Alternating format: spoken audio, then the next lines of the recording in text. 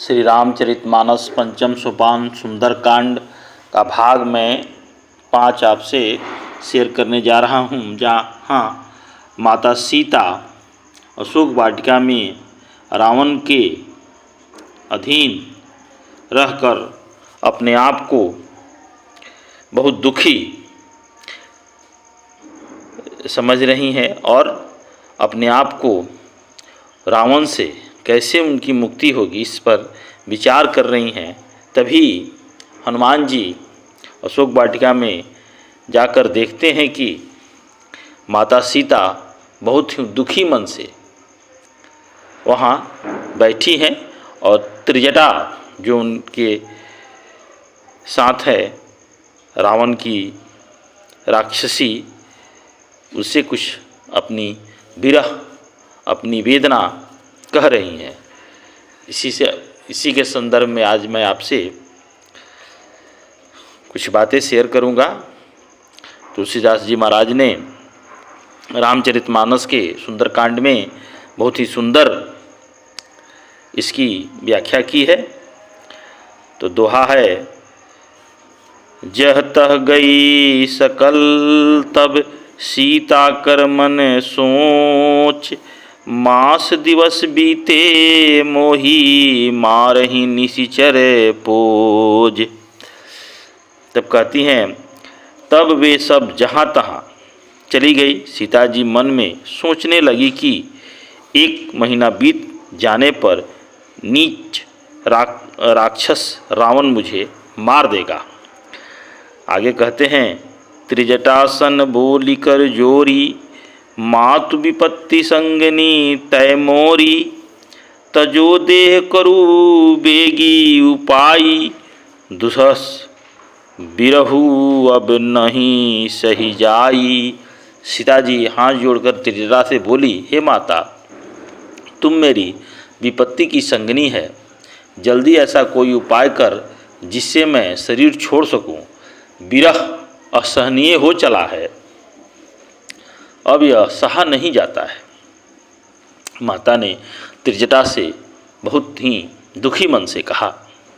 आगे कहते हैं, आनी 8 रचु चेता बनाई, मातु अनले पूनी देहि लाई, सत्य करही मम प्रीत सयानी, सुने को श्रवण शूल सम बानी। काठ लगाकर चिता बनाकर सजा दे हे माता, फिर उसमें आग लगा दे हे सयानी, तुम मेरी प्रीति को सत्य कर दे। रावण की सूल के समान दुख देने वाली वाणी कानों से कौन सुनेगा।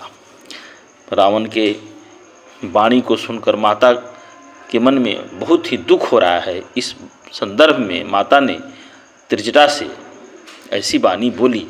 आगे कहते हैं, सुनत वचन पद गही समुझायसी, प्रभु प्रताप बले सुजसु सुनायसी, निशीनन अनल मील सुनी सुकुमारी, अस्कहि सो निज भवने सिधारी।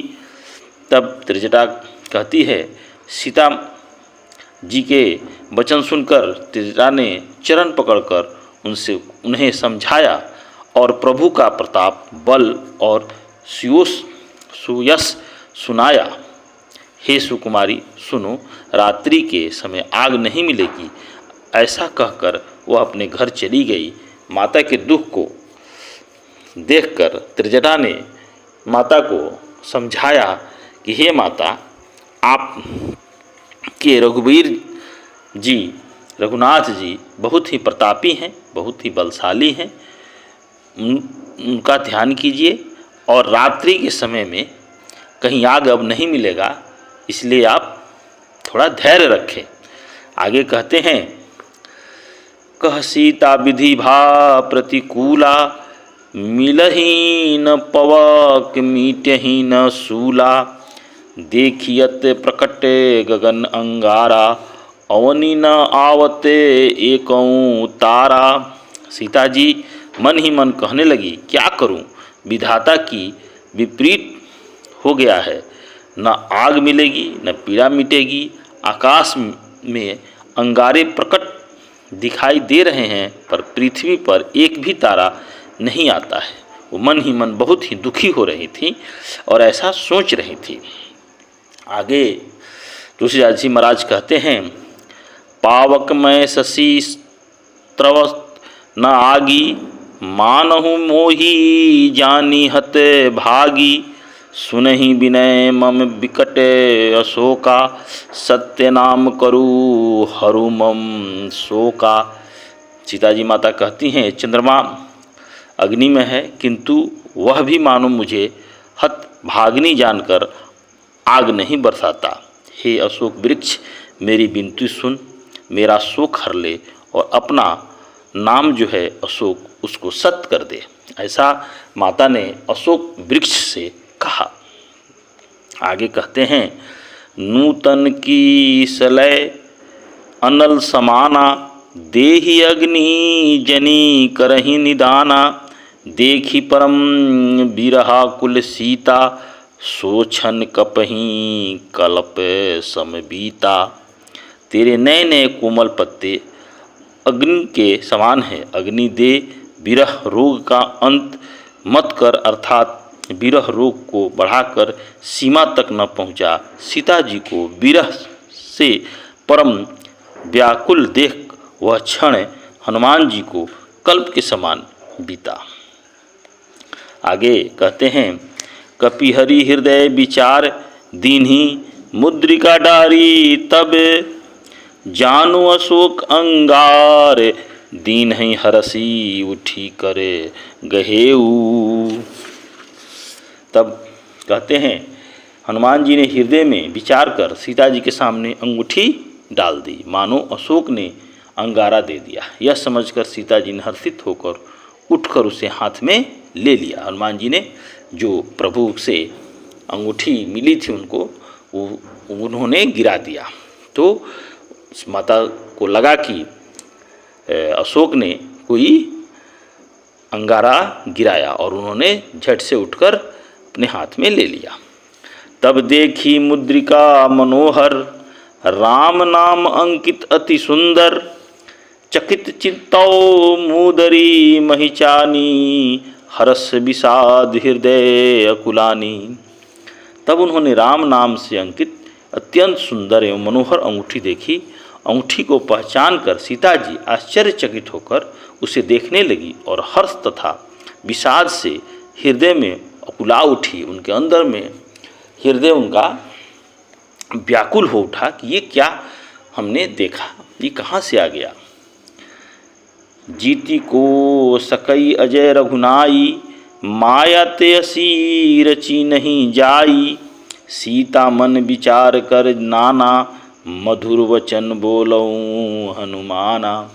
वे सोचने लगी, माता सोचने लगी कि श्री रघुनाथ जी तो सर्वथा अजय हैं, उन्हें कौन जीत सकता है, और माया से, ऐसी माया के उपादान से सर्वथा रचित दिव्य चिंतनमय अंगूठी बनाई नहीं जा सकती। सीता जी मन में अनेक प्रकार के विचार कर रही थी। इसी समय हनुमान जी मधुर वचन से बोले। देखिए हनुमान जी ने क्या बोला, रामचंद्र गुण बर नय लगा, सुनत ही सीता कर दुख भागा, लागी सुने श्रवण मन लाई, आदि हूँ ते सब गाथा सुनाई।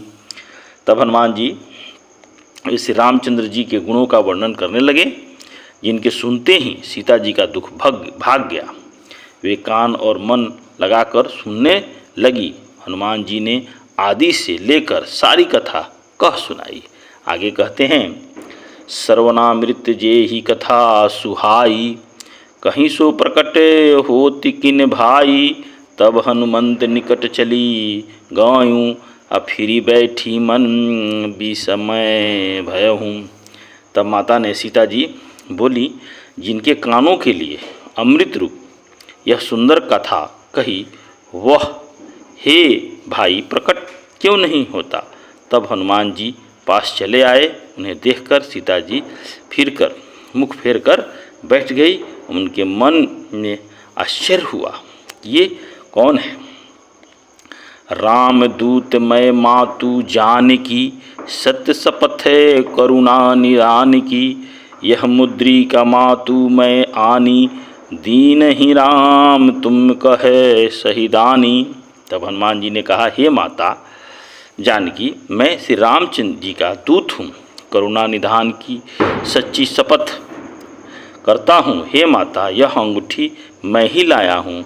श्री राम जी ने मुझे आपके लिए यह शहीदानी निशानी दी है। नर बानर ही संग कहू कैसे, कही का था भई संगति जैसे। सीता जी ने पूछा, नर और बानर का संग कैसे हुआ, कहाँ से हुआ? तब हनुमान जी जैसे सन्न हुआ था वह कथा कही कि कैसे कैसे हम दोनों का संगत हुआ। क्योंकि माता ने उनसे प्रश्न किया कि नर और बानर का संगत कैसे हुआ। तब जाकर माता ने उनसे पूछा और माता को उन्होंने, हनुमान चंद्र जी महाराज ने माता को विश्वास दिलाया, कहा, और वो मुद्रिका को कहा कि ये प्रभु ने हमें आपको निशानी के रूप में आपको पहचानने के लिए दिया है, इसलिए आप निर्भय रहिए और मैं कोई माया का रावण का माया जाल नहीं हूँ। मैं श्री रामचंद्र जी महाराज का सेवक हनुमान हूँ और आपका पुत्र हूँ। इन सारी बातों को सुनकर माता सीता के मन कुछ विश्वास हुआ।